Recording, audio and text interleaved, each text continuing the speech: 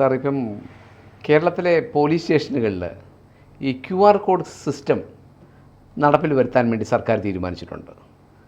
അതായത് പൊതുജനങ്ങൾക്ക് ഈ QR കോഡ് സ്കാൻ ചെയ്തതിന് ശേഷം ഓരോ പോലീസ് സ്റ്റേഷനിലെ പറ്റിയും അതാത് പോലീസ് സ്റ്റേഷനിലെ പുറത്ത് വച്ചിരിക്കുന്ന QR കോഡ് സ്കാൻ ചെയ്തിട്ട് അവിടുത്തെ പറ്റിയുള്ള പരാതികളുമൊക്കെ പറയാനുള്ള ഒരു വിപുലമായ സംവിധാനം കേരളത്തിലെ ഇടതുപക്ഷ മുന്നണി സർക്കാരിൻ്റെ ഒരു നേട്ടമായിട്ട് വേണമെങ്കിൽ ഭാവിയിൽ എടുത്തു പറയാവുന്ന നിലയിലേക്കായിരിക്കാം അതിനെ വിഭാവനം ചെയ്തിരിക്കുന്നത്.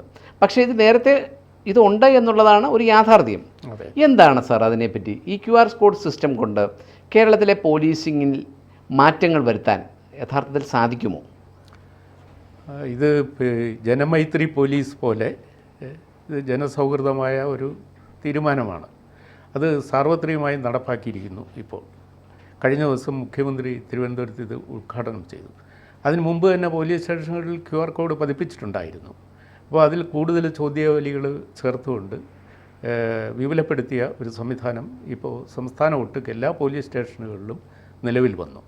അപ്പോൾ അതിൽ പറയുന്നത് ഒരു പോലീസ് ഓഫീസർ അല്ലെങ്കിൽ അവിടുത്തെ കോൺസ്റ്റാബുലറി ലെവലിലുള്ള ഏതെങ്കിലും ഒരു പോലീസ് ഓഫീസിലെ ജീവനക്കാരൻ സാമാന്യേന ഒരു കക്ഷിയോടോ പോലീസ് സ്റ്റേഷനെ സമീപിക്കുന്ന ആരോടോ എങ്ങനെ പെരുമാറണം, എന്ത് ഭാഷ ഉപയോഗിക്കണം, അദ്ദേഹത്തിൻ്റെ ഭാഷ, പെരുമാറ്റം, കേസുകളിലും പരാതികളിലും വരുത്തുന്ന കാലതാമസം ഇല്ലേ വേഗം തീർക്കൽ, ഗുണവും ദോഷവുമുണ്ട്. അനുകൂലമായും പ്രതികൂലമായും ആ പോലീസ് സ്റ്റേഷനിൽ നിന്ന് ഒരു കക്ഷിക്ക് ലഭിക്കുന്ന അനുഭവങ്ങളെ സവിസ്തരം എഴുതി ഈ QR കോഡ് സ്കാൻ ചെയ്ത് രേഖപ്പെടുത്തിയാൽ അപ്പോൾ തന്നെ അത് ജില്ലാ പോലീസ് മേധാവിക്ക് കിട്ടും. ജില്ലാ പോലീസ് മേധാവിക്ക് ബന്ധപ്പെട്ട കാര്യങ്ങളിലെ പരാതി, ഗുരുതരമായ വശമുള്ള എന്തെങ്കിലും പരാതി ഉണ്ടെങ്കിൽ ആ പരാതി ഉത്ഭവിക്കാൻ കാരണമായ ഓഫീസർക്കെതിരെ നടപടിയെടുക്കാം. അതിന് ജില്ലാ പോലീസ് തലവന് നടപടിയെടുക്കാനും പോലീസ് ആക്ട് അനുസരിച്ച് സസ്പെൻഷൻ, പിരിച്ചുവിടൽ, ശാസന തുടങ്ങിയ ശിക്ഷാ നടപടികൾ സ്വീകരിക്കാനും അവസരമുണ്ട് എന്നതാണ്. പക്ഷേ അത് സാറേ, അത് ഈ QR കോഡ് സിസ്റ്റം പുതിയ അത് സ്വാഗതാർഹമായ ഒരു തീരുമാനമാണ്, നയപര തീരുമാനമാണ്. അതിനെ നമ്മൾ ഒരിക്കലും അതിനെ പ്രശംസിക്കാതെ വകയില്ല. പക്ഷേ ഈ QR കോഡ് സിസ്റ്റത്തിന് മുമ്പ് തന്നെ സംസ്ഥാന മനുഷ്യാവകാശ കമ്മീഷൻ ശുപാർശ ചെയ്യപ്പെട്ട സർവീസിൽ തുടരാൻ അർഹതയില്ല എന്ന് പറഞ്ഞ പോലീസ് ഉദ്യോഗസ്ഥന്മാർ SP-യും DYSP-യും CIയും SIയും കോൺസ്റ്റബിളും ഉണ്ട്. പോലീസ് കംപ്ലൈൻറ്റ് സെൽ അതോറിറ്റി ശുപാർശ ചെയ്യപ്പെട്ടിട്ടുള്ള ഈ വ്യക്തി ഫിറ്റല്ല, മെൻ്റലി ഫിറ്റല്ല, ഈ വ്യക്തി പോലീസ് സേനയുടെ സൽപ്പേരിന് കളങ്കമാണെന്ന് പറഞ്ഞിട്ടുള്ളവരുണ്ട്. ഹൈക്കോടതിയുടെ ഒബ്സർവേഷൻ ഉള്ളവരുണ്ട്. ഹൈക്കോടതി കൃത്യമായി ചില കേസുകൾ വളരെ വ്യക്തമായി തന്നെ പറഞ്ഞിട്ടുണ്ട്. ഒരു കേസിൽ ഹൈക്കോടതി വ്യക്തമായി പിരിച്ചുവിടണം എന്ന തരത്തിൽ ശുപാർശ ചെയ്യപ്പെട്ട ആളിനെ പിരിച്ചുവിട്ടതിന് ശേഷം അയാളെ NG ശ്രീമോൻ തൊടുപുഴ CI ആയിരുന്നു.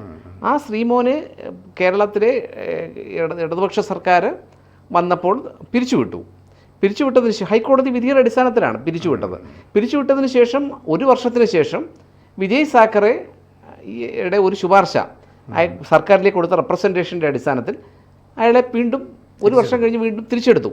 പക്ഷേ പ്രൊമോഷനൊന്നും കൊടുത്തില്ല, ഇതുവരെ പ്രൊമോഷൻ കൊടുത്തിട്ടില്ല തീരെ.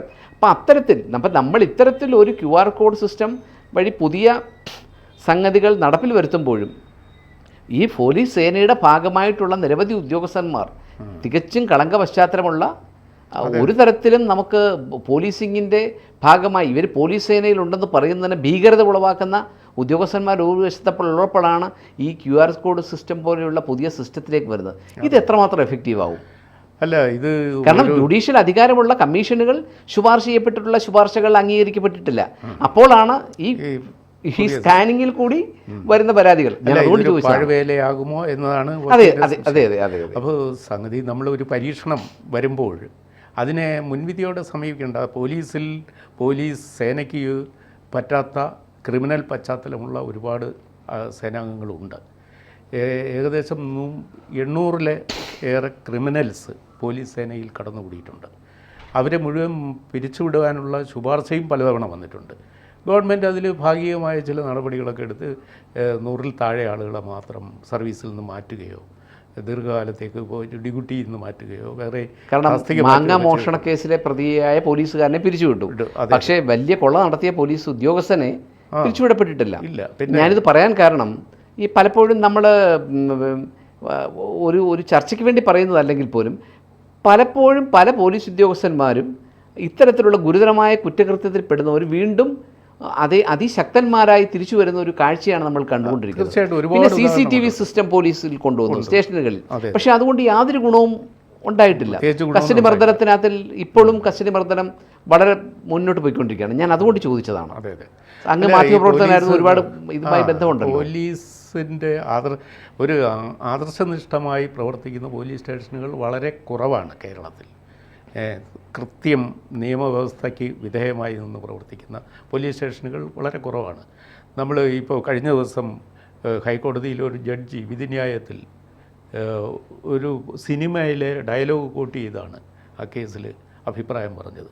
കാരണം ഈ പോലീസ് സ്റ്റേഷനാണ് സാധാരണക്കാരൻ്റെ ജില്ലാ കോടതിയും ഹൈക്കോടതിയും സുപ്രീം കോടതിയും എന്ന് പറയുന്ന തീർച്ചയായിട്ടും ഒരഭിപ്രായം ഒരു സിനിമയിലൊരു നായകൻ ആക്ഷൻ ഹീറോ ബിജുവിൽ വന്നതാണ്, ഇടിക്കുന്ന ഒരു പോലീസ് ഉദ്യോഗസ്ഥൻ. അപ്പോൾ ഒരു വിധിന്യായത്തിൽ അത് കോട്ട് ചെയ്യുന്നു.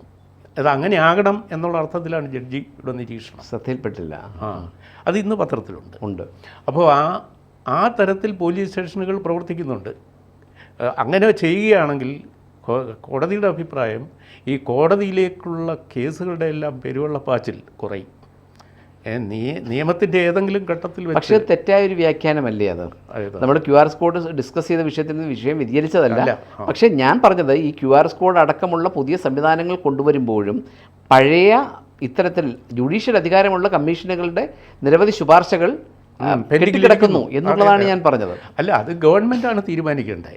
ഇപ്പോൾ ഇത്തരം ശുപാർശ നേരത്തെ നാരായണക്കുറുപ്പ് കമ്മീഷൻ പോലും ഇതുപോലെ ശുപാർശകൾ പോലീസിലെ റിഫോംസിനെ കുറിച്ച്, പ്രത്യേകിച്ചും പോലീസുകാർ ഉപയോഗിക്കേണ്ട ലാംഗ്വേജിനെ കുറിച്ച്, കക്ഷികളോടും ജനങ്ങളോടും ഏത് ഭാഷയിൽ സംസാരിക്കണം എന്നതിനെക്കുറിച്ച്, ക്രിമിനൽസിനോട്. പക്ഷേ ഒരുപക്ഷെ ഈ ലാംഗ്വേജ് ഒക്കെ ചിലപ്പോൾ ഈ QR കോഡ് സ്കാൻ ചെയ്ത് ഈ ലാംഗ്വേജ് കൃത്യമായി ജില്ലാ പോലീസ് മേധാവിക്ക് അരികിൽ എത്താൻ സാധിച്ചേക്കാം അല്ലേ? അല്ല, അപ്പോൾ ഇതൊരു അവസരമാണ്, ജനങ്ങൾക്കൊരു അവസരം. പക്ഷേ എനിക്ക് തോന്നുന്ന മിക്ക SP-മാർക്കും അറിയാമായിരിക്കും ഈ ലാംഗ്വേജ് കാരണം ആണെന്നുള്ളത് അവർക്ക് അറിയാമായിരിക്കും. അല്ല, ഏതായാലും ഇത് പരാതിപ്പെടാൻ ജനങ്ങൾക്കൊരു അവസരമാവട്ടെ. പിന്നെ വേറെ കാര്യമുണ്ട്, എന്നെപ്പറ്റി നല്ല അഭിപ്രായം പറയാമെന്നും പറഞ്ഞ് ഈ സ്റ്റേഷൻ ഹൗസ് ഓഫീസർമാർക്ക് ക്യാമ്പയിൻ നടത്താനും പറ്റിയ, നമ്മളിപ്പോൾ ചില മത്സരങ്ങളിലൊക്കെ പങ്കെടുക്കുന്ന കുട്ടികൾ വന്ന് പറയുമല്ലോ, എൻ്റെ ഇതാണ് ഇതിനകത്തിലേക്ക് വോട്ട് ചെയ്യണം എന്നൊക്കെ പറയുന്നതുകൊണ്ട് സ്റ്റേറ്റ് അവാർഡ്, സെൻട്രൽ അവാർഡ് പറയുന്നതൊക്കെ മെഡൽ ചിലപ്പോൾ അതിനൊരു വഴി അയക്കാം. അപ്പോൾ ക്യാമ്പയിൻ നടത്താനും പറ്റും.